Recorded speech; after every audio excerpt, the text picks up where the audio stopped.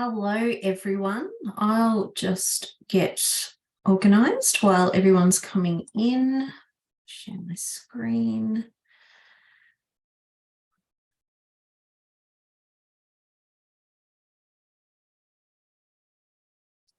If someone could be so kind as to just let me know that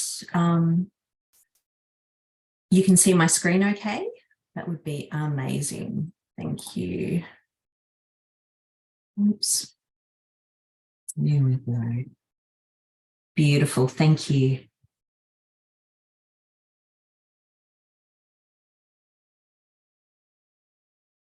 Toolbar over there. That's better. Now I can see what's happening.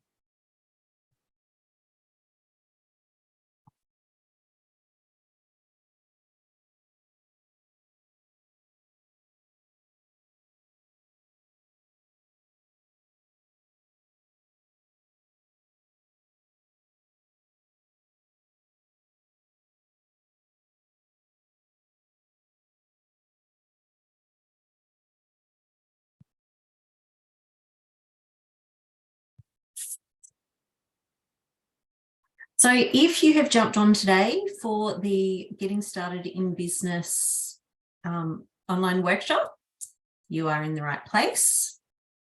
I'll just give it another minute for the last of our participants to jump in, and then I'll get on with the show. Now, if you haven't already downloaded a copy, today we're going to be working through the Small Business Ideas Builder Matrix. So there should be a link to that document in the email you received this morning, reminding you, or yesterday I think it was, reminding you of today's workshop. Or you can also download a copy from the resources page of our website. So that's what we'll be working through today throughout this workshop. All right, so let's get started. So welcome to Getting Started in Business. So I'd like to start with an acknowledgement of country. Oops, just back slide. We'd like to begin by acknowledging the traditional owners on the land on which we work, live and meet today. We pay our respects to elders, past, present and emerging, and we celebrate the stories, culture and traditions of all Aboriginal and Torres Strait Islander communities who also work and live on this land.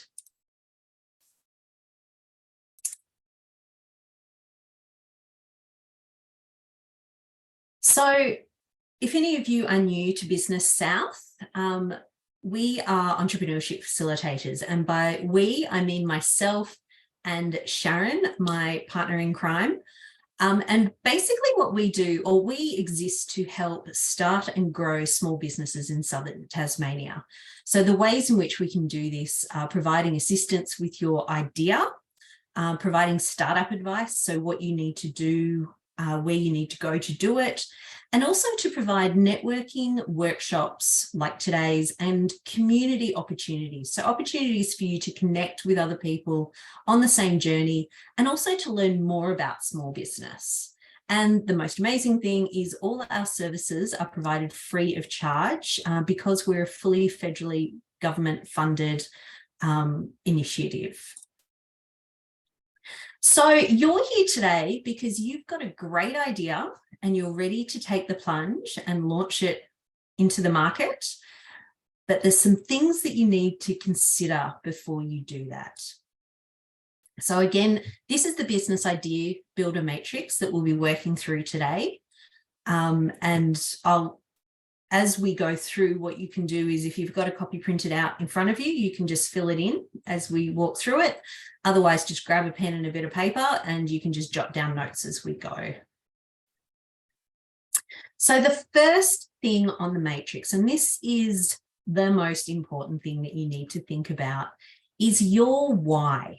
So what I want you to think about here are some of the key reasons why you've decided to start your own business. And when you're doing this, it's really important to also think about or consider, are these reasons compelling enough to keep you going? Now, there's a few reasons why this is important. And the first one is there's this thing called the motivational triad. So our primitive brain, our reptilian brain, functions under the motivational triad. And what that is we seek pleasure, we avoid pain, and we conserve energy. So this is what our primitive brain was designed to help us do. And basically that was back in the days where we lived in caves, and to leave the cave was to potentially lose your life. Like, you know, you step outside the cave and there's a saber-toothed tiger chasing after you. So seeking pleasure was about eating when there was an abundance of food, procreating to ensure the survival of the species, avoiding pain, because pain back then, there were no hospitals, there were no doctors, there were no first aid kits. So if you did something to injure yourself, you most likely died from that injury.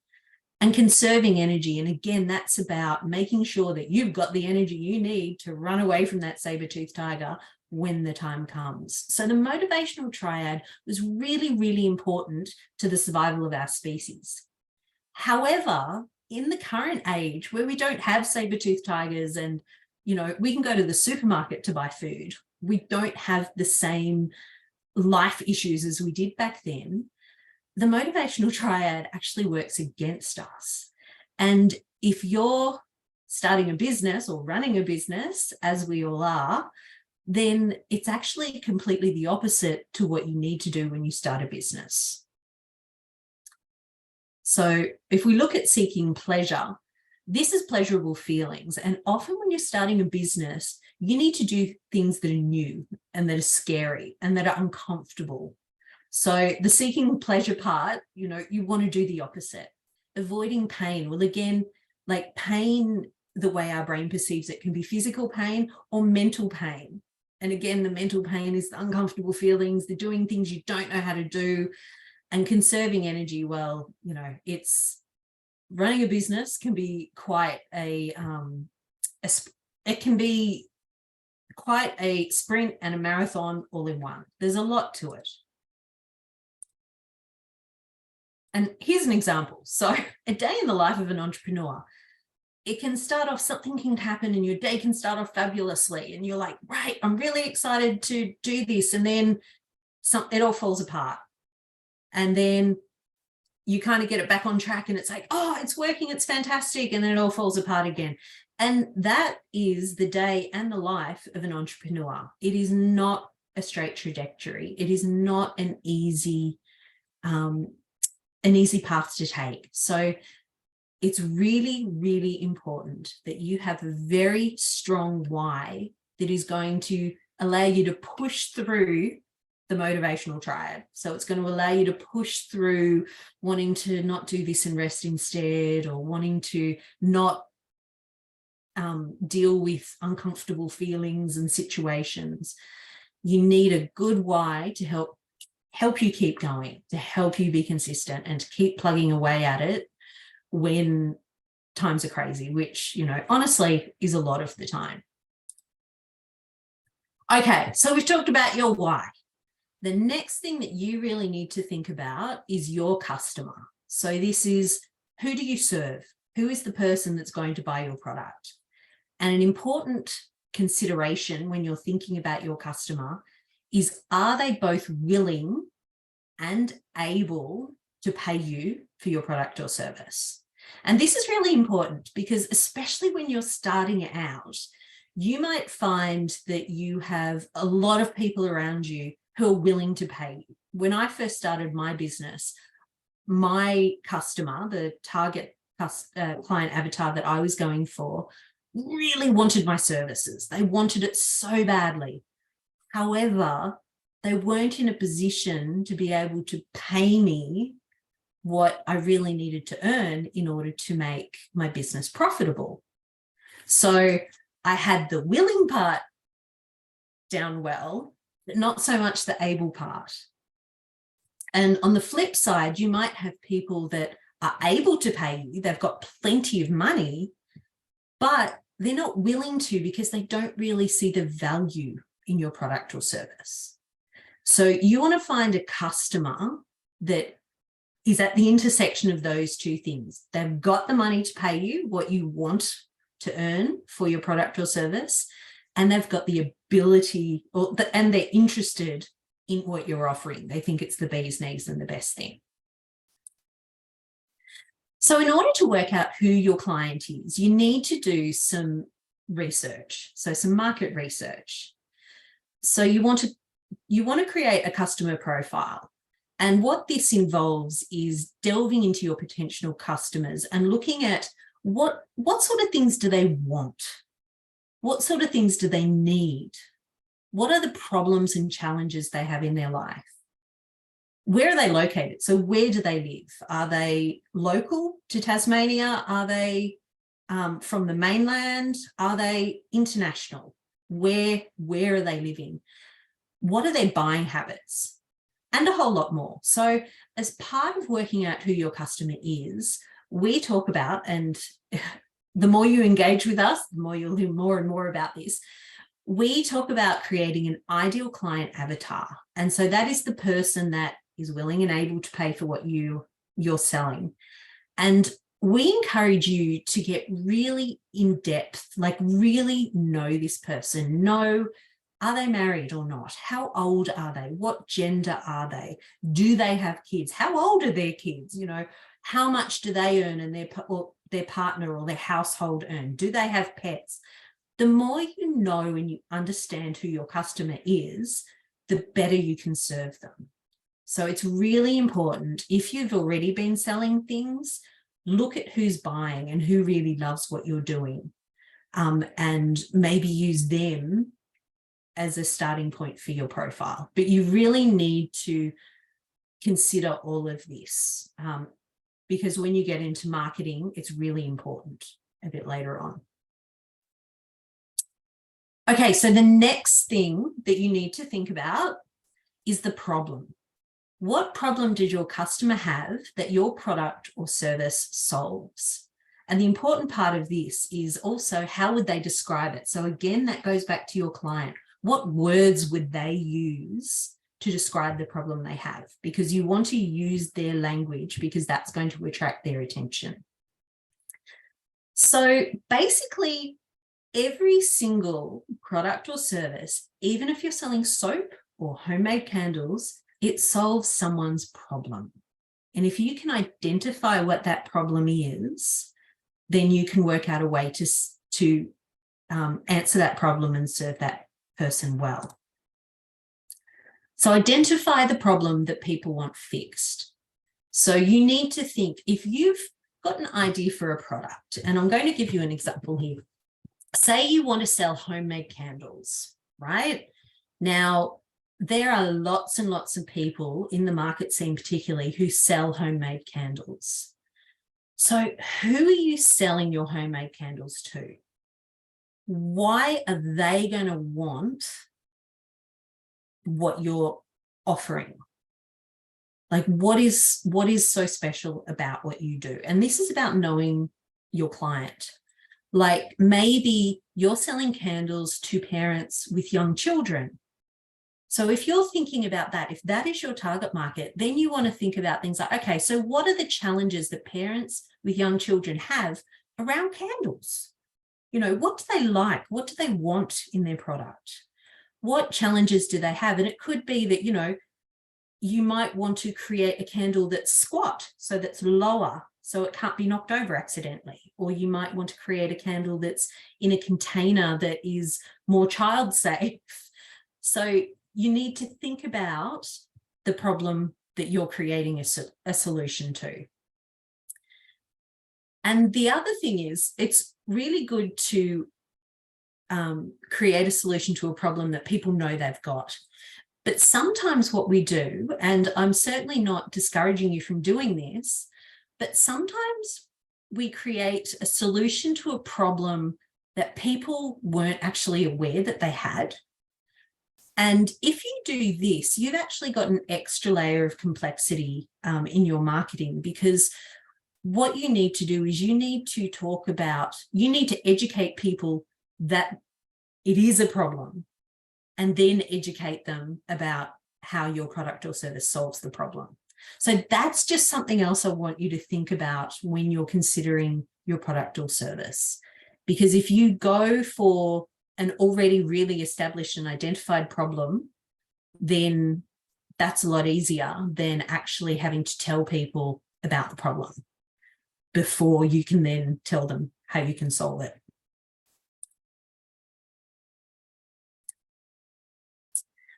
The next thing you need to consider are the options. So how is your customer currently solving the problem? So are there alternative solutions already out there that they're using? And who are your competitors? Now, when we talk about knowing your competitors, we're doing this for a reason. So if you know your competition, you can look at what is working for them, what has worked in the past, and you can also consider where your own business strengths lie in comparison to them. Now, this is a really important thing to do, competitor analysis, because you need to do it initially to know what you're up against. It can help you work out what your point of difference is, how you're going to market differently, how you're going to stand out from the crowd. The important thing not to do is to follow your competitors and basically get caught up in what they're doing. You want to do your research at the start so you know what's going on around you, but then you want to run your own race. You want to do your own thing. And this can be really difficult to kind of wrap your head around because, you know, often when people do their competitor analysis, they'll like or follow their competitors and they'll watch what they're doing. And what you don't want to do is get caught up in, oh, they're doing this, so I should do that too. And oh, they're doing that better. And it can really mess with your mindset. So do your initial competitor analysis so you know you're educated and you know what's happening, and then don't look at it again. Just do your own thing, work, run your own race. Solution. So this is, again, what do you offer your customer? So this builds on looking at the problem, because this tackles what exactly your customer gets from you. So, for example, if you had a lawn mowing business, what your customer gets from you is neat, tidy lawns. If you create organic, hypoallergenic soap, what your customer gets from you is organic, hypoallergenic soap. And, it might be that you produce books or magazines or online courses, or if you're a bookkeeper, for example, then what the people actually get from you is financial records maintained. So you need to be really clear on the solution that you're offering and have it really succinct. So when people say, what do? You can say, I provide people with neat, tidy lawns, or I help people maintain their financial records. Because often we'll say something like, oh, I'm a bookkeeper. But if someone doesn't understand what a bookkeeper is, then something's going to get lost in the translation, and your explanation doesn't have as much clout. So it's really good to be really clear on what your solution is so you can state it really clearly and succinctly. Then we move on to the benefit. So this is why your customer wants your product or service. How do you solve their problem? What do they get from what you're offering? So some examples of this are, in the case of the lawnmower, it might be, or the, garden maintenance service, it might be that you give your clients more time because they don't have to go out and look after their own garden. In the case of the bookkeeper, it could be that they give their clients less stress or peace of mind that they're ticking all the boxes come tax time. If you're in the health industry, it could be, better health, or it could be, again, with the books or magazines, you're providing entertainment, or are you providing education, or are you helping your clients achieve more sales? Like, what are you giving them? So again, you've got your solution, which is the actual tangible thing that they get from you. So neat, tidy lawn, organized finances. And then you've got the benefit. What is the benefit to them? Time, less stress, whatever that is. The next thing is the edge. So this is where, you know, we sort of swing back around to the other options, to the competitor analysis. What gives you the edge over the other options? Why are you the best person to provide this solution? And what is your POD or USP? Now, POD is point of difference and USP is unique selling proposition. So two different acronyms, but they basically mean exactly the same thing. So what makes you different? What is your unique selling proposition or point of difference? So is it better than what's already out there? Is it just different from what's already out there? And if it is, how? Because that's what you're going to need to talk about. Because you might, again, going back to the candles, you might have a candle on the market and everyone's looking at that going, well, I could buy that at least 6 different shops. Why is this different? And it could be that you're, say it's a scented candle and you have a background in aromatherapy, or aromatherapy, you know, you actually work as an aromatherapist to help heal ailments. Well, you can't heal ailments, make that claim, but help people recover from ailments. So that could be part of your unique selling proposition. It's, I am an aromatherapist and I've worked for 20 years helping people gain relief. And I design these candles with these unique scents to help aid in the relief of X, Y, and Z. That's very different to just going and buying a scented candle from your corner store or, you know, the nice little gift shop down the street.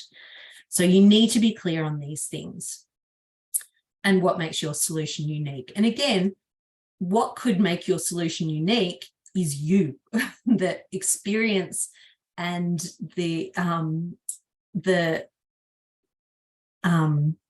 background that you bring into the creation of the product or service. So the next thing to consider is your message. So what is your story or your business's story or your product or services story? And how does your customer hear it? Now, this really gets into the marketing side of things. So there's a few different things you need to think about here. So where will people hear about you? So how will you connect with your customer? Now, this again relates back to who your customer is. So how will you connect with your customer? Are they the kind of person that hang out on Instagram?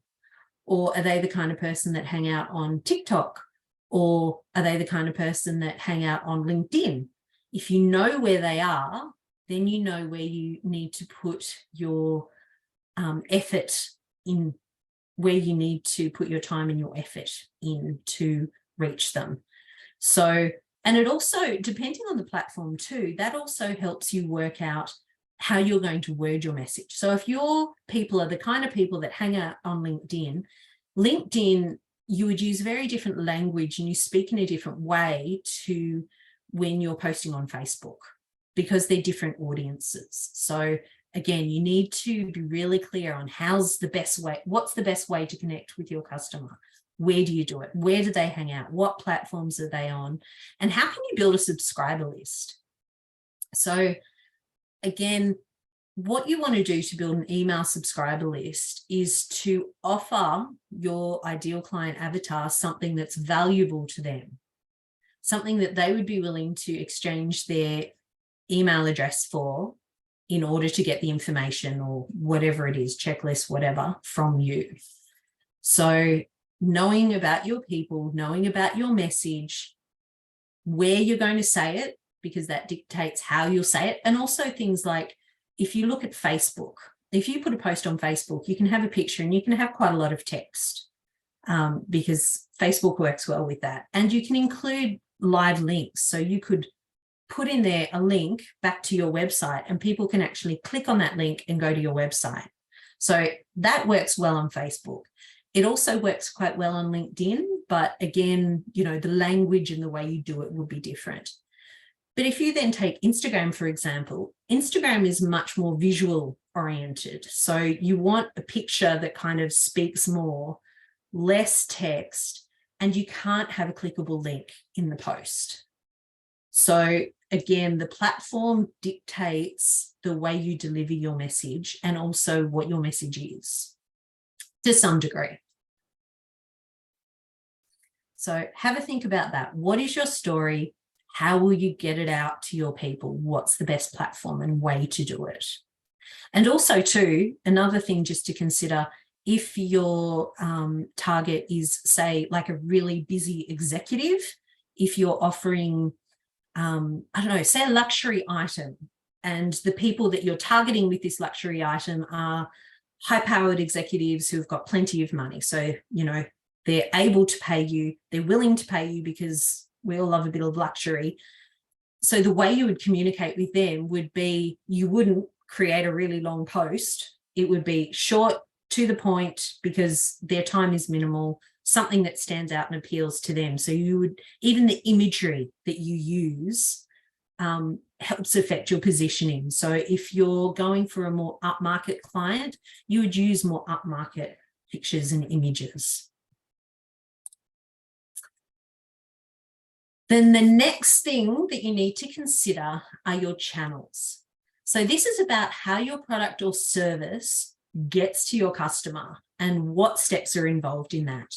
And it might also be that you need to consider who or what else you need to engage as part of the process. So what I mean by that is, do you have a product that needs to be manufactured by someone else? So do you need to engage with a manufacturer?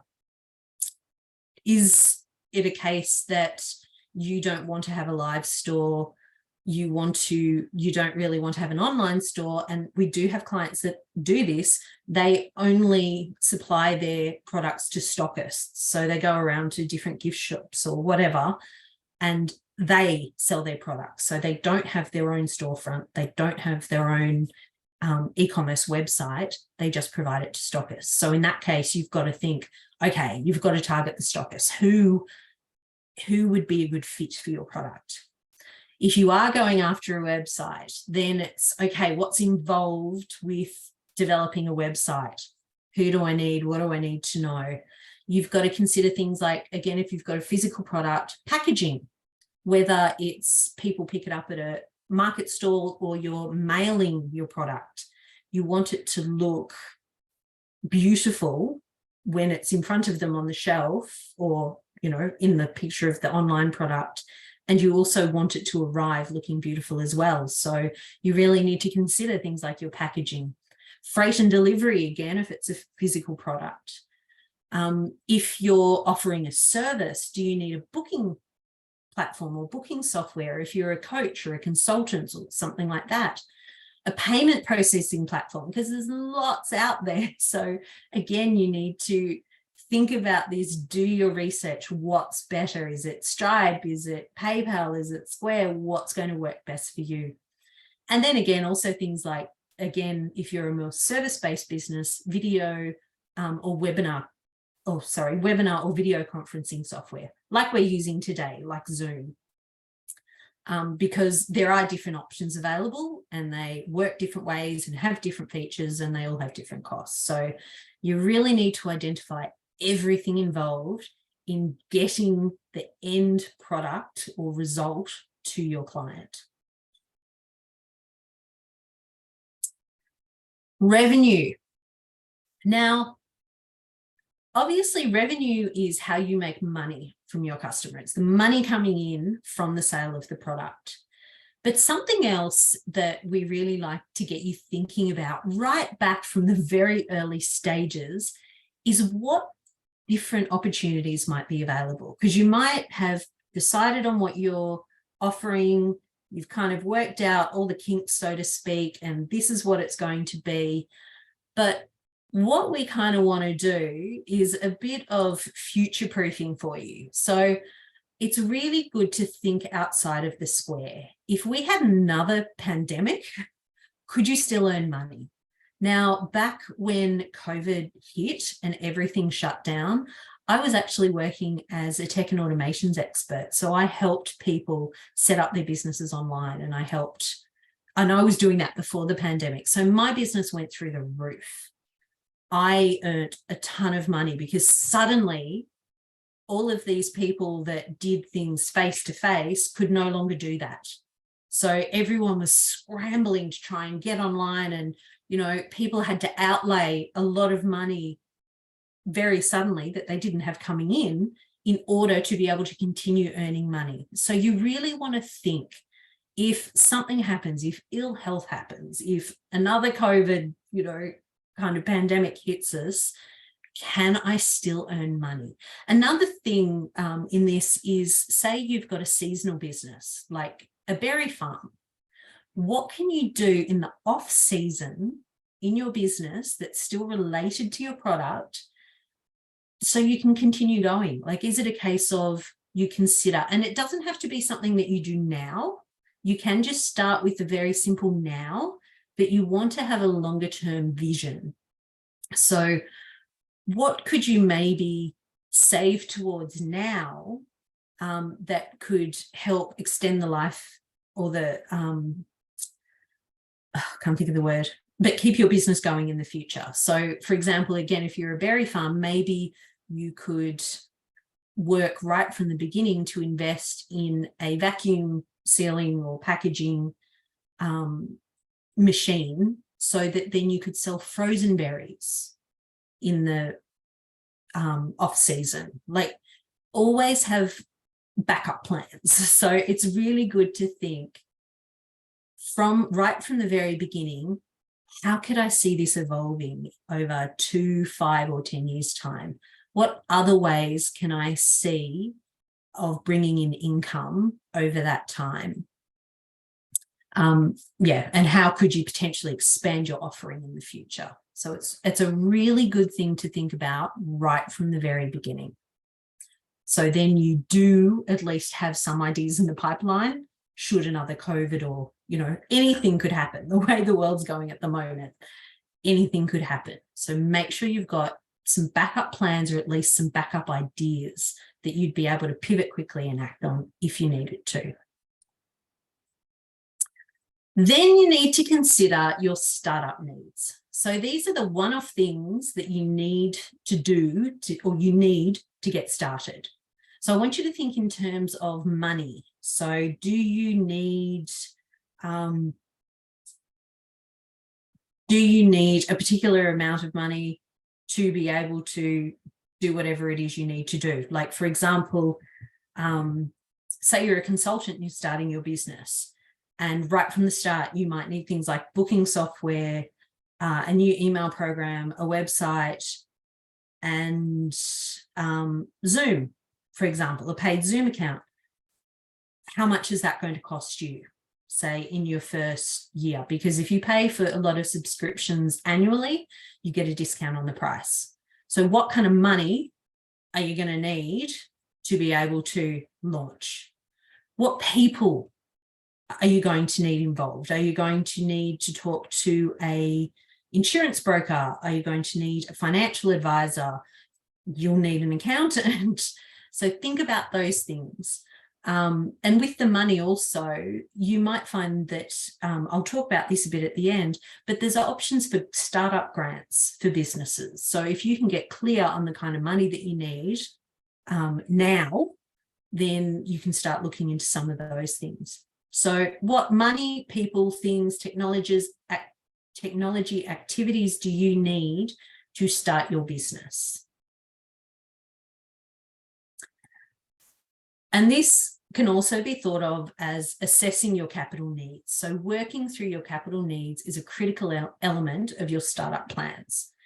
And just the disclaimer that I need to use, we are facilitators, not financial advisors. And so it's actually your responsibility to seek out the specialist service providers that you require throughout your small business journey. However, we are very well connected, and we have people that we know, like, and trust, and we are very happy to refer you onto these people. And we have different options too. If we've suggested someone you don't like, not a problem. We'll have someone else up our sleeve that we could refer you to instead. So it is really important to think about what you need and who you need to speak to, and then to have those conversations.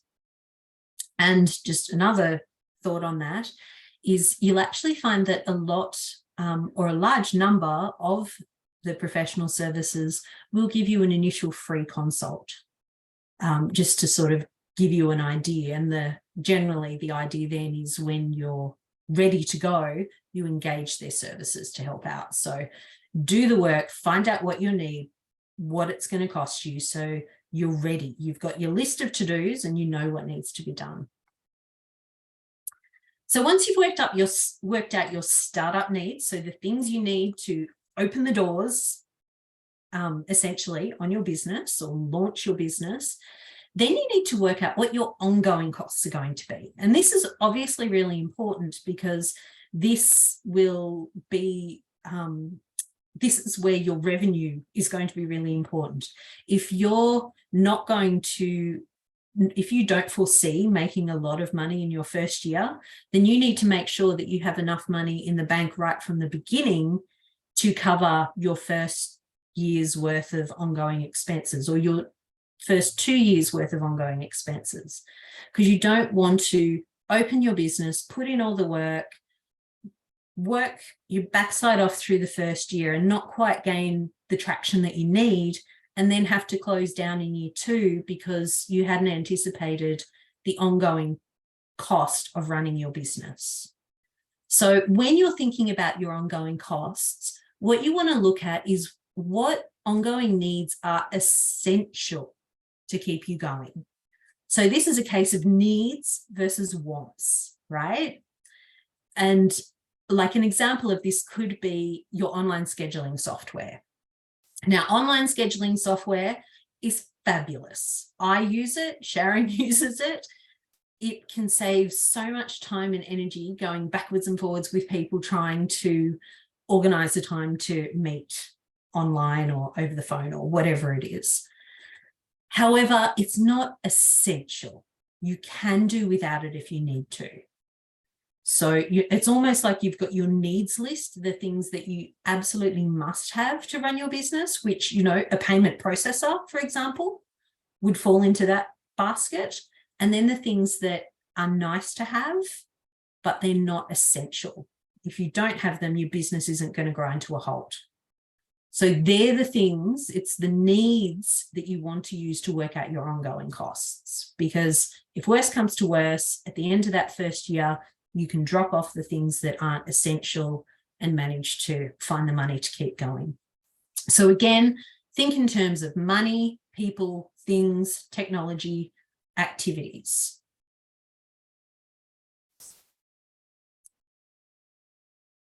So that covers the matrix. So again, what I'd like you to do is go through the matrix, have a think about it, fill it out for your business, because essentially what the matrix is for you is a precursor or a starting point to developing your first business plan. And a business plan is really, really important. And we'll talk a little bit more about it in a second. So I don't want you to just go, oh, that was really nice, and put it away and never think about it again. Just spend some time at the end of this workshop to write down some stuff on your matrix, even if it's just really bare bones.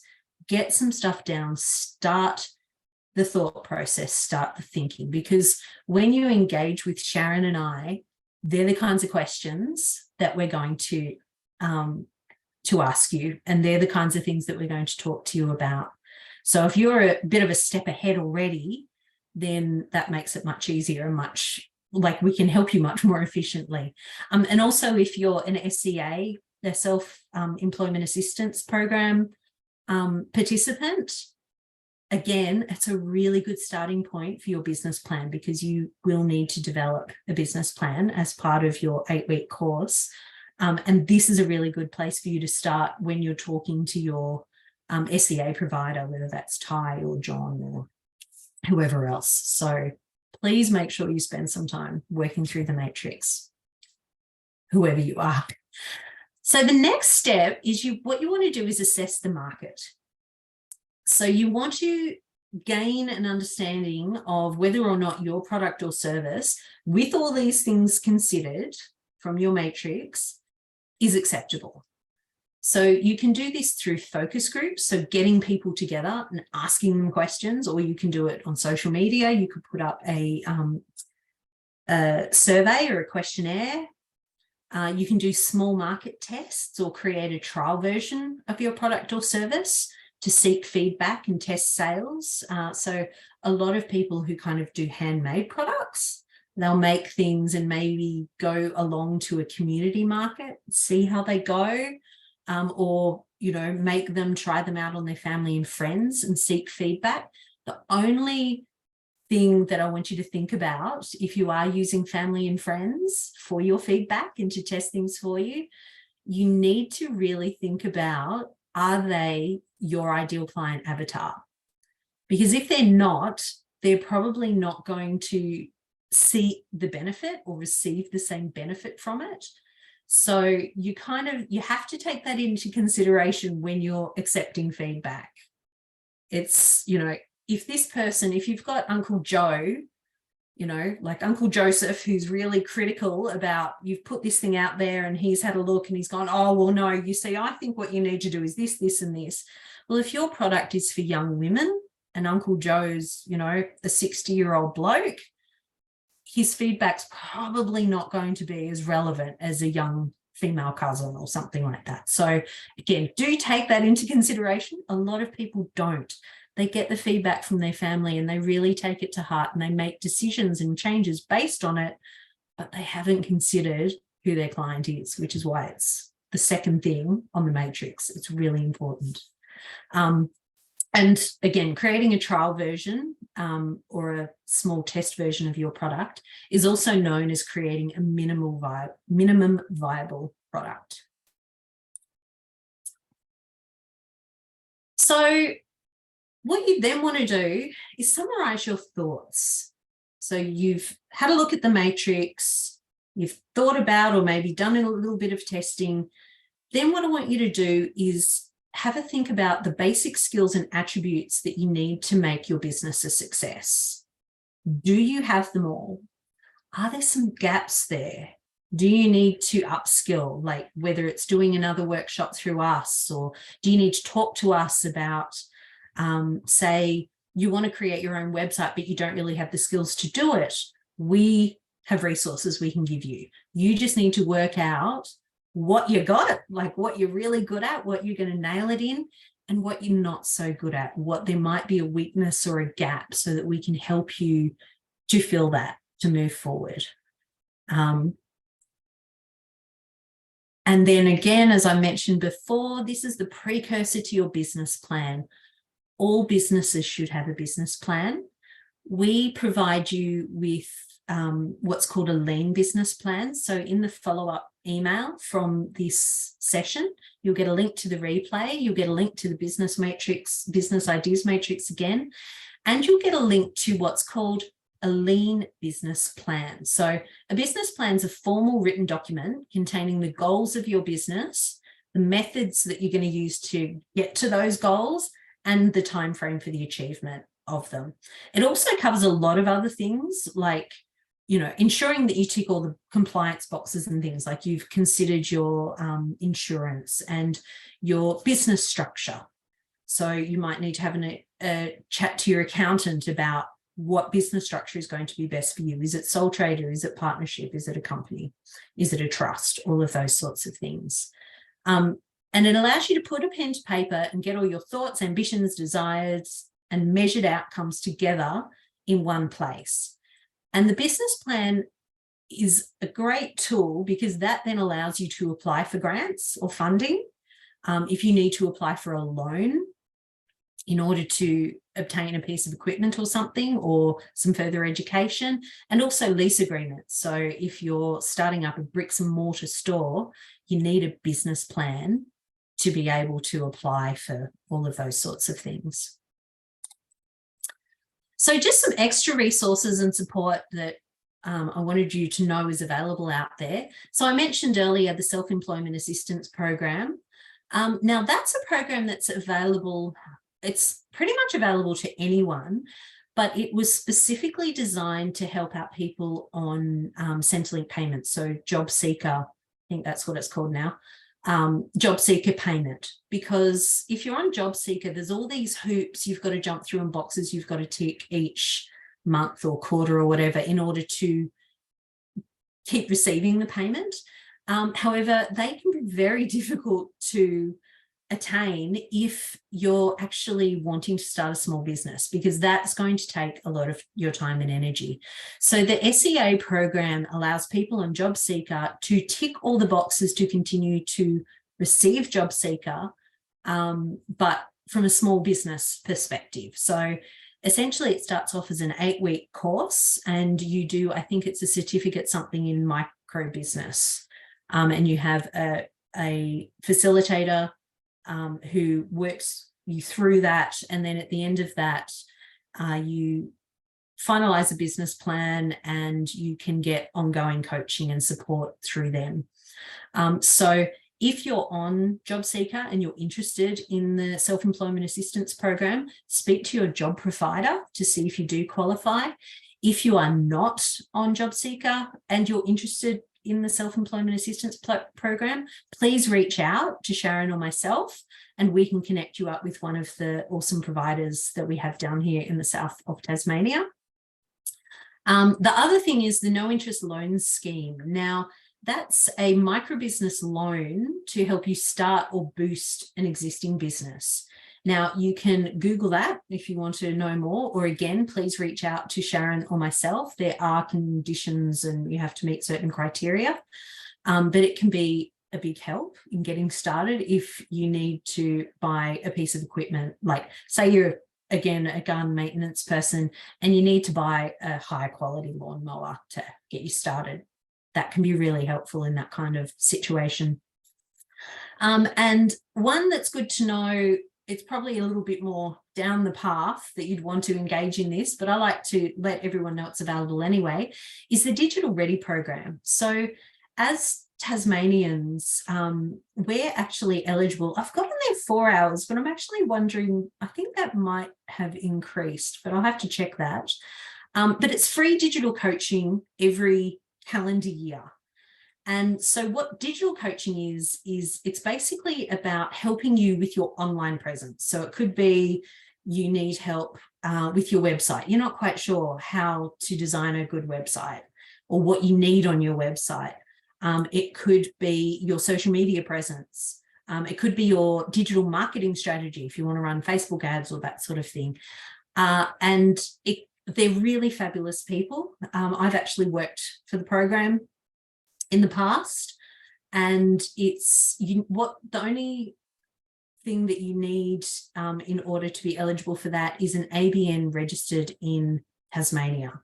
So if you've registered your ABN elsewhere and you're living in Tasmania now, it's very easy to just update your details so it reflects your current address that you're in Tasmania, and that makes you eligible for the program. But it's a really great program. Again, you can Google that or speak to Sharon and myself. I recommend everyone engage with it. But again, if you're right at the start, it might be something after you finish your matrix, got your business plan together, and you've sort of almost at launch ready point, then it would be good to engage them to kind of go, okay, I'm launching. How do I put myself out there in the digital space? And there's also some really good resources available. We have in Tasmania, or I think they're actually across Australia, enterprise centres, business enterprise centres. So Sharon and I actually work out of the office of the Kingborough and Huon Business Enterprise Centre, which is in Kingston. And they are similar to us in that they're a business advisor and they provide advice on different aspects of business. They can also help you apply for a NILS loan if that's something you want to do. And I guess the main difference between them and us is we do a lot of workshops, and we like to help point you in the right direction. We will provide some advice, but mainly we will help point you towards the person that can help you the best. And whereas these guys, I think they can spend between 4 and 7 hours with you a year to help out.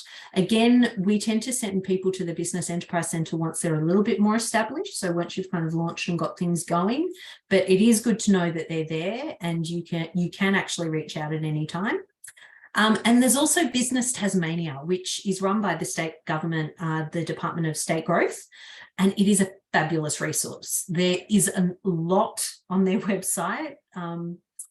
So be careful not to get overwhelmed and bogged down by the sheer amount of information. But they have a very good grants information section, and they actually have a 1-800 number that if you are interested in applying for a grant and you've had a look and you're overwhelmed and don't know what grant might apply, you can call them on that number, and the person on the other end of the phone is across all of the grants. So you can call them, tell them your situation, and they can have a conversation with you and tell you what you may or may not be eligible for. So we've come to the end of the presentation. Thank goodness, you're probably saying I've done a lot of talking.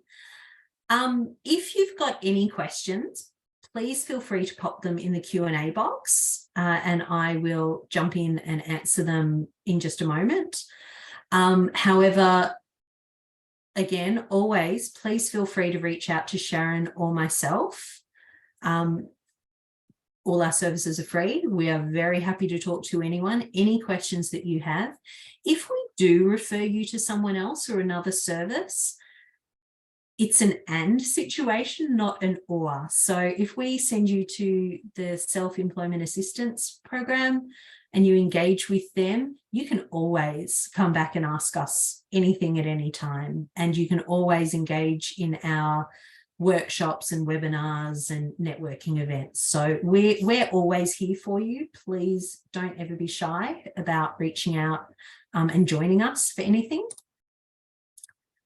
And I just want to say thank you. If you are not already, please do follow us on LinkedIn, Facebook, and or Instagram, and ensure that you're on our email list. So if you're not, you can jump onto our website, businesssouth.org.au, and join our mailing list. And while you're there, you might like to jump on our upcoming events page and register for anything that is of any interest.